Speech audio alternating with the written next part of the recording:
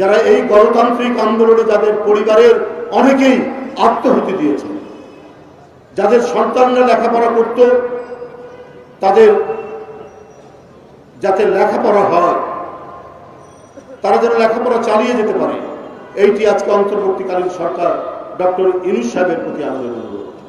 আজও কেন আমি পঙ্গুতে 4-5 দিন আগে গিয়েছিলাম, আমি এবং জাতীয় স্থায়ী কমিটির সদস্য সালাউদ্দিন আহমেদ, যিনি প্রায় 9 বছর ভারতে যাকে গুম করে রাখা হয়েছিল, বাংলাদেশে গুম করে ভারতে পাঠানো হয়েছিল, আমরা গিয়ে দেখে এসেছি।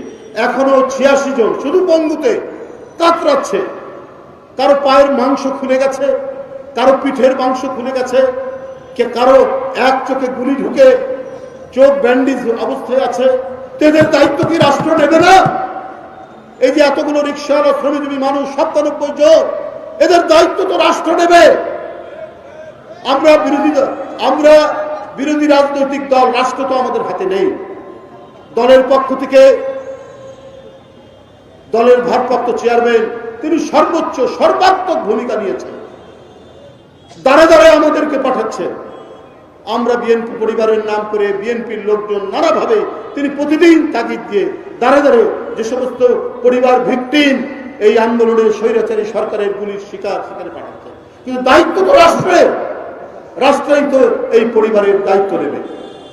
আজকে যতজন শহীদ হয়েছেন, যারা পঙ্গু হয়েছেন, যার চোখ নেই, যার হাত নেই, যার পা নেই, তাদেরকে তো সরকারের একটা তালিকা করা দরকার।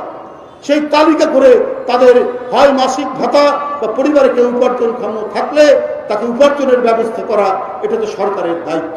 আমি আবারও দাবি জানাচ্ছি আজকের এই সমাবেশ থেকে, যে সমস্ত রিক্সা চালক ভাই, যে সমস্ত শ্রমিক দলের নেতারা এবং শ্রমজীবী মানুষ মারা গেছেন প্রায় 97 জন, তাদের পরিবারের দায়িত্ব, তাদের ভাতার দায়িত্ব রাষ্ট্রের, অবিলম্বে তাদের পরিবারের ভরণ পোষণের সম্পূর্ণ দায়িত্ব রাষ্ট্র নেবে, এই দাবি আমি করছি অন্তর্বর্তীকালীন সরকারের কাছে।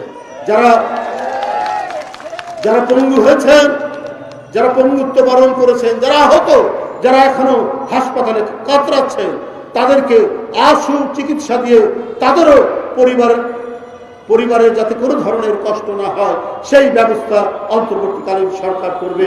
এই বলে আপনাদেরকে সবাইকে সংগ্রামী সালাম জানিয়ে আমার বক্তব্য শেষ করছি। খোদা হাফেজ। বাংলাদেশ।